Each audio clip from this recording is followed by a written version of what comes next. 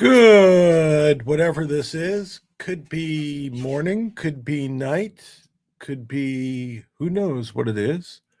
Hope everybody's well. Um, Hope this is going. I think it is, by the way.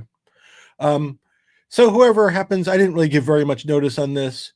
So the bottom line, here's the picture. I'm going to try to make this brief and to the point because I think it's a pretty complicated story. And I'll get to whatever the preliminaries are. So the bottom line is I read constantly about Alpine going to the Supreme Court, and there I saw it yesterday again. And it's being broadcast about them going to the Supreme Court and contesting the authority of FINRA and the SEC, which in the big picture, of course, I support. But I always want to bring everybody back to understand what Alpine is, so we understand that they should not be getting any leniency. Hence the title. Alpine is out. It's a question. Is Alpine Supreme Court petition like Bernie Madoff asking for leniency? In other words, if you act like a scumbag and engage in scumbaggery, should you then ask for intervention of the highest court? And I don't see people addressing that part. They only address the part where the SEC or FINRA might have their powers limited. I have, as hard it is to believe, I do have some standards, very, very little standards, but I do have some standards. And like this stuff, I just really feel uncomfortable if somebody like Alpine would benefit from that. So I'm going to get into that really quickly. Obviously not legal advice. This is intended as hopefully informational, hopefully entertainment. JR is boycotting me today. I think he's angry about something, a gift I sent him, but I'll let him get into that. But I'm soloed today. But again, I wanted to kind of bring everybody back up to speed about where Alpine is and kind of what I believe. And there's somebody out there who contacts me whenever I do an Alpine, not a GTII, but an Alpine video, and claims I'm wrong about everything, that their Alpine has no short position, and something else I'll get into briefly. And I may get a response of that. And I know that perhaps the federales are also interested in what's going on here. That's my guesstimate, I will say. Before today, I haven't done a video for like a week. Why haven't I done a video for a week? One, because I can't find any bad jokes bad enough, but I finally, after a week. And two, either one of two things happened. I was trying out for the Rams, and the linebacker knocked me over and I hurt my back because of that, or I was in my chair in my office and I bent with my arm, and when I stood up, I couldn't straighten up. One of the two happened. And so in honor of that, why did my back go to therapy? It had a lot of support issues. What is a chiropractor's favorite hobby? Cracking jokes. And last but not least, how does back pain say goodbye? I'll be back. Anyway, so here we go. I'm reading from a document that was the denial of the application of Alpine Securities to permit a gentleman, I'm not going to mention his name, to associate with the firm. And in other words, he was going to be the representative of the firm. The date of this letter, that's the denial, is October 3rd, 2022. So it went to Alpine, and it went to Alpine's counsel, and it went to I think appears to be the personal counsel of this gentleman, who I think either he just went to law school or he's a lawyer. I don't know which one, but I know he was deemed to be some kind of law clerk, and he worked directly with regulators. I think that was kind of the understanding. So this is the denial of their application to make him the representative of the firm. And the reason why they had to do that, because something came up, which I'll get into later, which required them either they could have bailed on him or they could have pursued this. And they decided to pursue this avenue. But prior to this, and by the way, that process started in 2019. So it took over 3 years for the FINRA to make a decision on that application. And I think it took them almost 2 years to make a decision to tell Alpine not to have that gentleman, who we'll get into, work for them. So I don't know why it took so long, the 2 years. I don't know how long it took so long, the 3 years. But that is what it is. So in this proceeding, they kind of have to decide if this person can be the representative and face of Alpine. And what they do is, and what they did is, they basically look at what the offense is, they look at the timing of it, they look at Alpine's ability to supervise this guy, and they look at the history of Alpine. That's kind of it. And that's why it's kind of relevant. Not per se that this thing happened, but that they kind of go through all that stuff in making their decision. And so their decision is October of 2022. They deny the application. It gave a right to appeal, but I do not believe any appeal occurred. So this is kind of it, as far as I know. Nobody's presented me anything or suggested to the contrary. And so what's the relevance of any of this stuff? So Alpine now is going to the U.S. Supreme Court, and they're going to the U.S. Supreme Court on everything that happened after this particular October 3rd, 2022 letter. So I'm going to move forward, and then we'll come back to here. So after October 3rd, 2022, what happened was Alpine had gotten basically expelled, and a cease and desist was ordered against them. So, but they have a right of appeal. So they appealed to the SEC. That's still pending as far as I know. And the SEC is incredibly slow, doesn't have enough judges, doesn't have enough competent people. I have no idea what they're doing, by the way. Just as a sidelight, same with FINRA. I don't think any of them are sufficiently prepared. But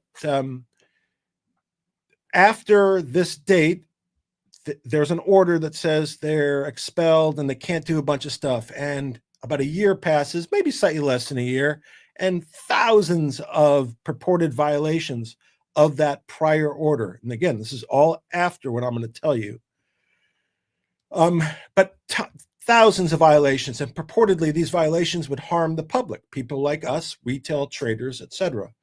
As a result of, and while that was happening, so again, after what I'm going to tell you, Alpine also filed a lawsuit, and they challenged the authority of FINRA in general.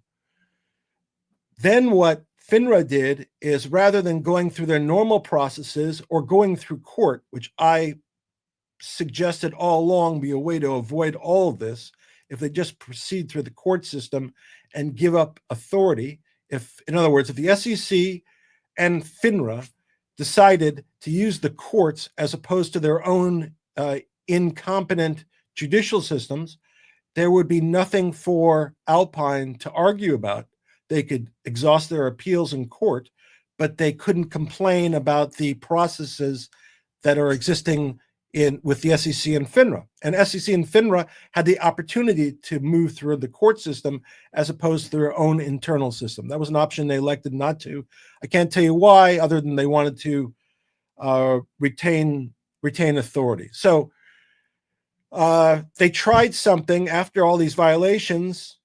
They tried an expedited expulsion, and that's what the issue is that's going up to the Supreme Court. So it's not the normal expulsion, because in a normal expulsion, what would happen is FINRA would say you're out, then it would go to the SEC.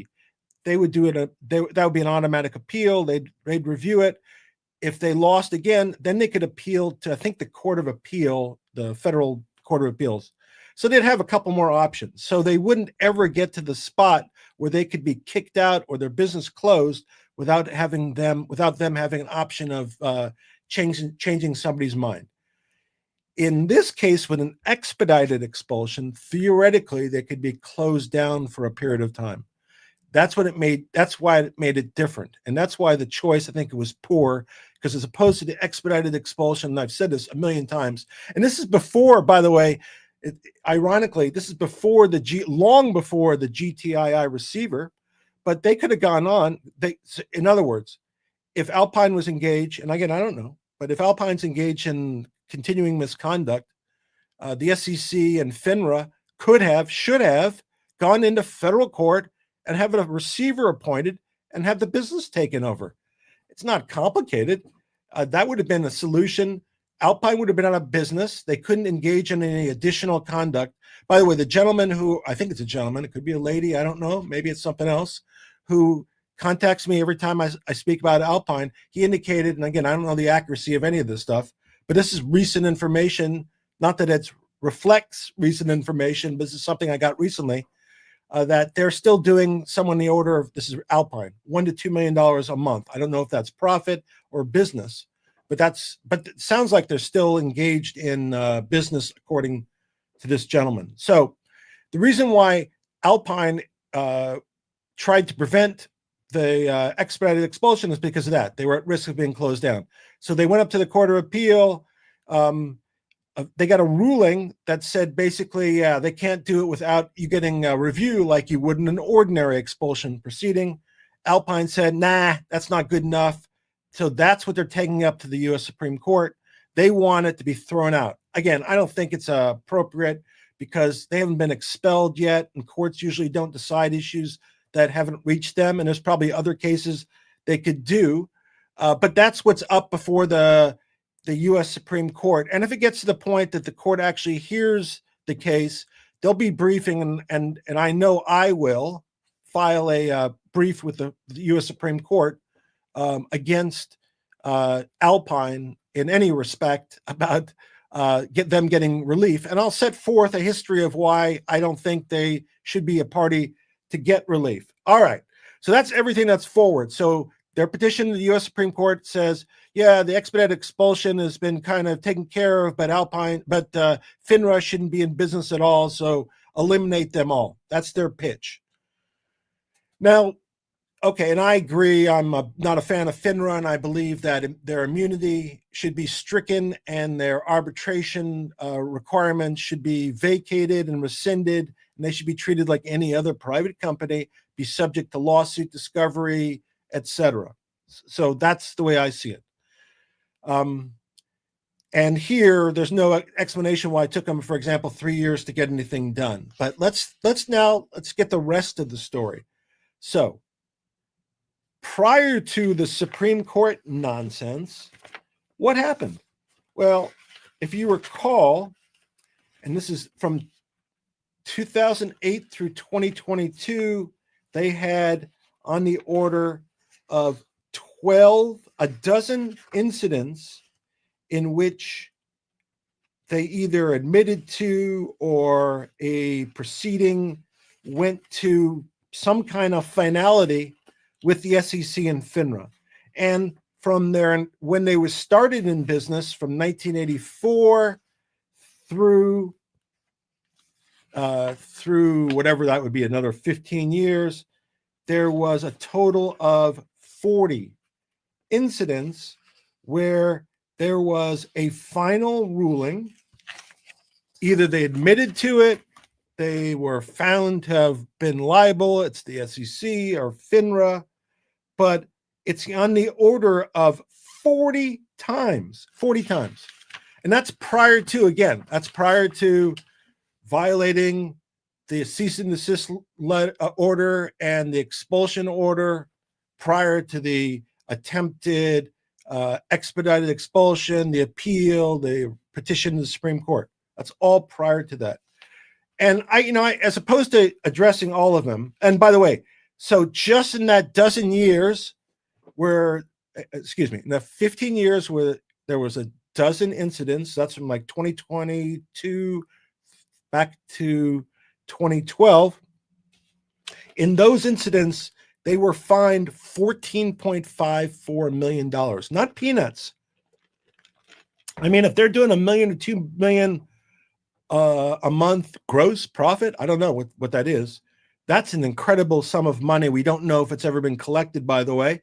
And one of the complaints that people make about FINRA and the SEC, and something that DOJ obviously should investigate, is, do they collect any of these fines? Or what percentage do they collect of these fines? I've seen many posts. I've seen other lawyers clamor about that they don't. They may impose a fine, but they may not go out and chase the fine. They're not collection agencies. They're understaffed. They probably don't. They're not operated in a competent way. So, is it any shock that they may not collect all the fees that are due?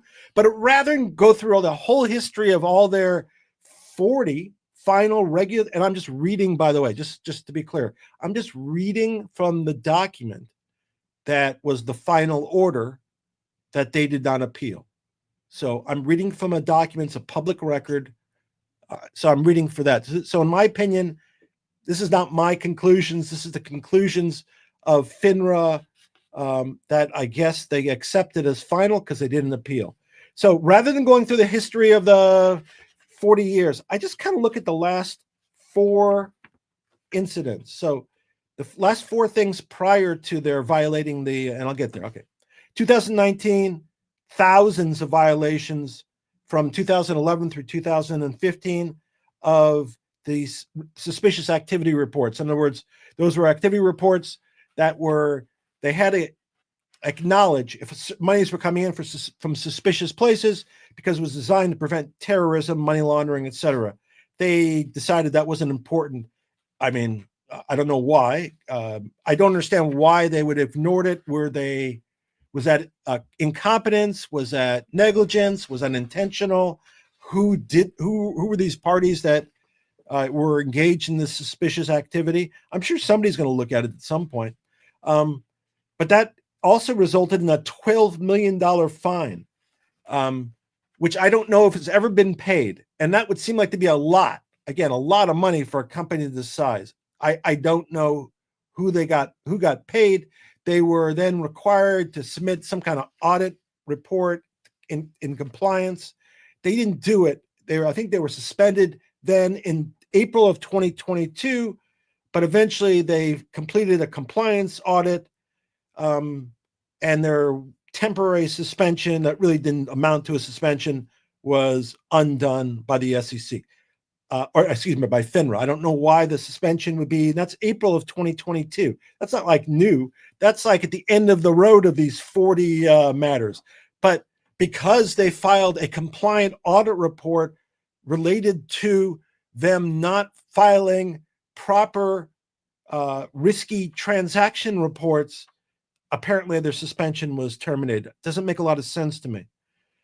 The month prior to that, why is that interesting? Because the month prior to that, March 2022, FINRA found them to have been improperly converted and misused customer funds, engaged in unauthorized trading, charged customers unreasonable monthly account illiquidity and other fees, executed unauthorized capital withdrawals, etc. So that comes out March. And they got a cease and desist, by the way. That's the order that they eventually violated that was up on appeal that went to the expulsion order. But just think about the timing. March, they're found to have basically, at least my words, looks like they are basically accused of ripping off customers after a history of ripping off or engaging in acts that resulted in regulatory action, final regulatory and disciplinary action. So something caused that to occur. But even though in March of 2022, they're found to have engaged in this conduct, in April of 2022, their suspension is withdrawn. Makes no sense. So we got the March where they're basically found after engaging, according to this document, years of misconduct, FINRA still lets the suspension be undone April 22nd. Makes no sense, but it is what it is. July 2021, again, they had a problem because they violated the rules with an inaccurate reporting, etc. Then we get to the October 19th time, where this is the suspicious activity reports, which brings us to this document itself. So this gentleman started to work for this company in 2015. In 2016, I believe in Florida, he engaged in illegal activity with a girl under 16 in a movie theater next to the girl's father. After multiple acts or multiple contacts, let's just say, the father and the girl screamed or made a loud noise. The father intervened. The guy was taken out of the movie theater. This is in a movie theater. Guy was taken out of a movie theater, arrested. Eventually, he pled guilty to a felony. I think it's something like lewd and lascivious conduct to a minor under 16 years old. Very specific.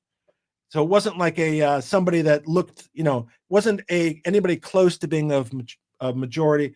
It's sleazy in a movie, I whatever. Do I have to really, go into it? Disgusting misconduct. So in 2017, he reported that to his supervisor and other people at the company at Alpine. He was working there. So they knew about this, or at least agents of Alpine knew about it. I expect that more than just agents of Alpine knew about it. 2018, they asked to have him appointed as a registered representative of the company, and he was working with regulators. That was kind of his job with his legal background, etc. In 2018, they knew already about his history of child molestation. And again, that's my term. I think being convicted of a felony of a minor under 16, that's my characterization, that's child molestation. And also, again, my expectation is somebody like that who has no control, obviously, in the situation that happened, that it's probably not the only time it happened or will happen. So I don't trust somebody like that. Myself, I wouldn't. If they were my neighbor, I would want them to move. And I would more than encourage that, to be honest. But anyway, I don't know the person, and I've not used that name. Now, what's interesting about that is the person I mentioned who sends me emails whenever I talk about Alpine. When I talked about this particular issue, about the child molestation, the conviction of the felony, he mentioned another name as being the person, not the one I see. And I don't know if he was mistaken or there's more than one incident. I don't know, which is alarming in all respects.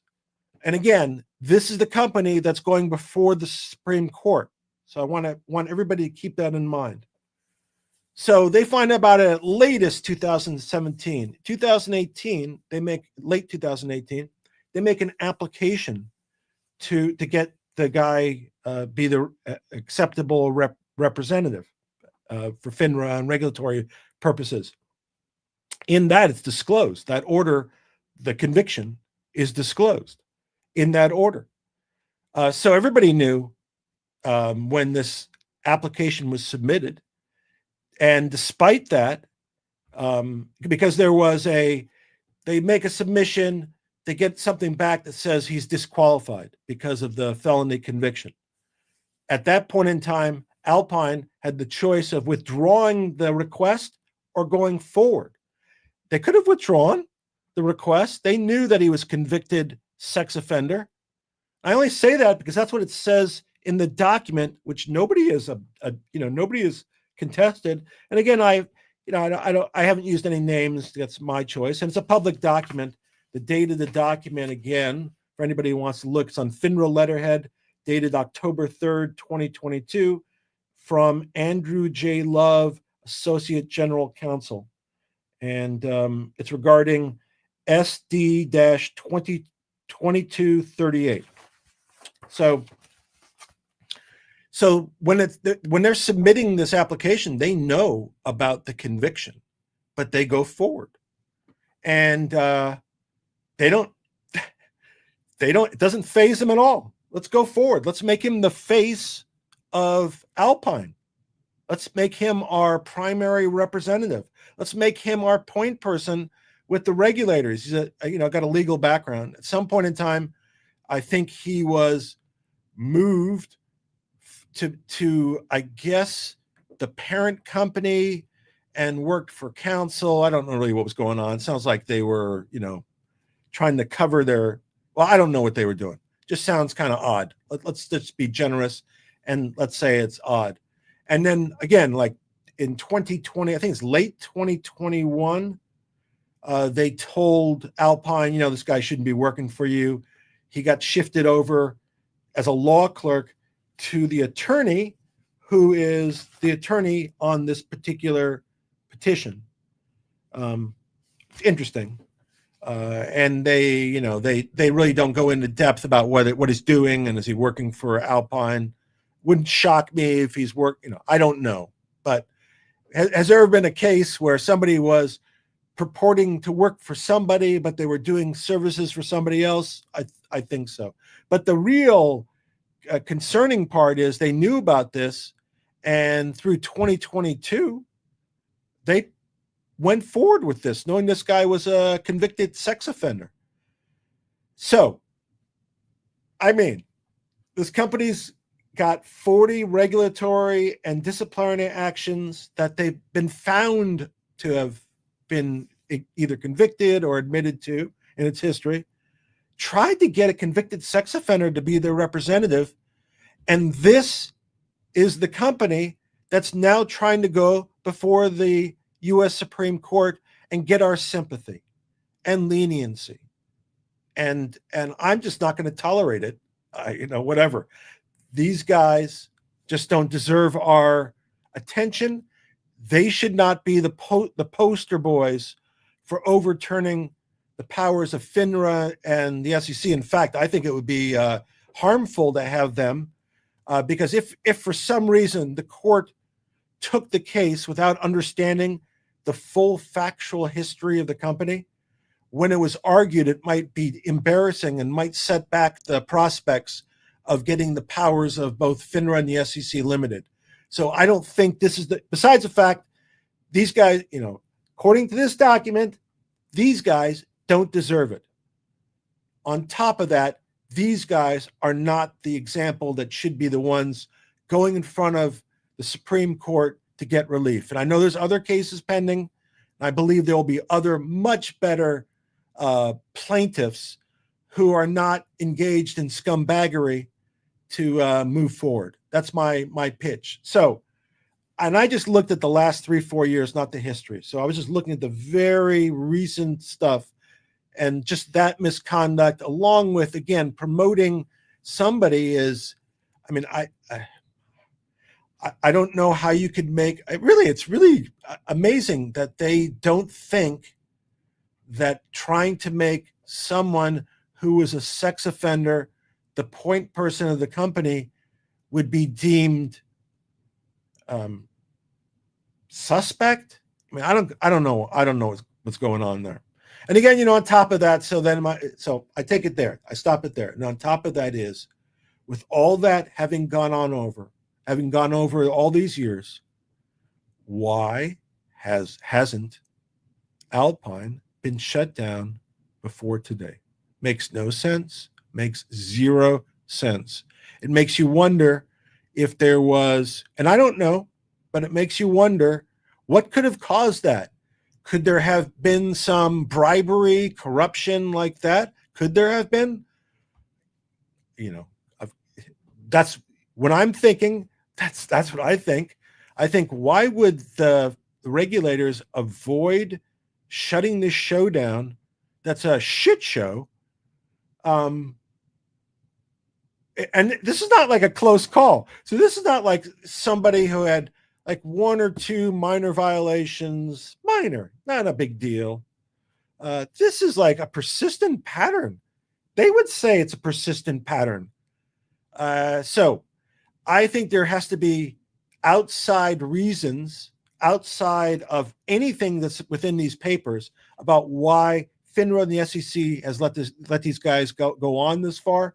I think DOJ should investigate the SEC and FINRA in terms of this particular matter. What did they do as to Alpine? What have they checked? Why didn't they pursue the expulsion prior to now? Why didn't they pursue court action? Listen, I did, and JR, little JR, who hates me now, but JR and I did videos, I'm sure a year ago or more, asking FINRA and the SEC to avoid their stupid internal system that's incompetent and risks constitutionality, and just go into court, get this thing done, get these guys out of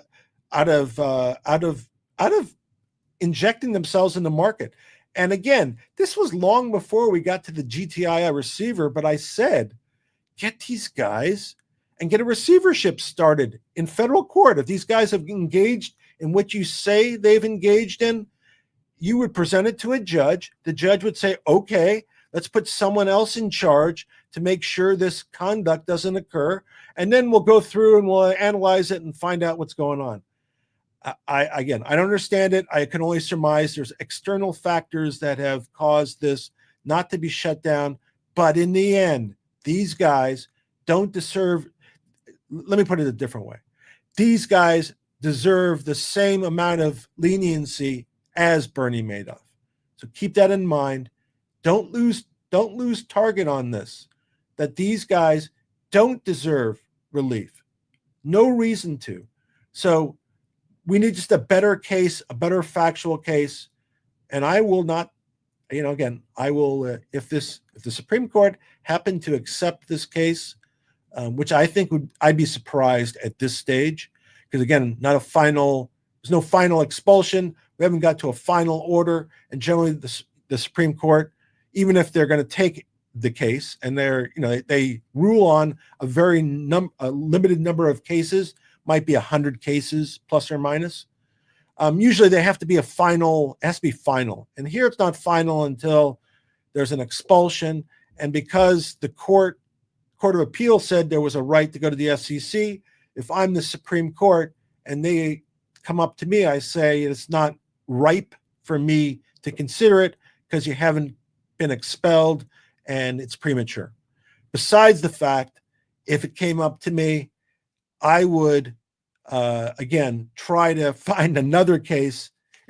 If I was a Supreme Court justice, maybe I will be next week, but if I was a Supreme Court justice, and one of the things I was looking to do was to limit regulatory authority, I would want a really good factual case. Somebody was really sympathetic. So it might be the situation where somebody had engaged in one act of misconduct and they got a raw deal. Maybe that was the situation. So maybe there was an overreach or over penalty or whatever. That to me would be a better factual situation. And maybe it's like, a small shop, not a big player. But you could set up a factual situation where somebody would be a much more appealing plaintiff as opposed to somebody who engaged in a history of misconduct, according to this document. So I'm still agree with limitations on FINRA.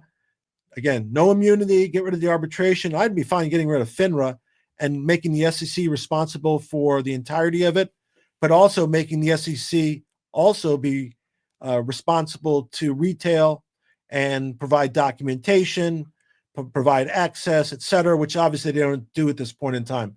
So as is, they're worthless also, in my opinion. And that's why we're here in the first place.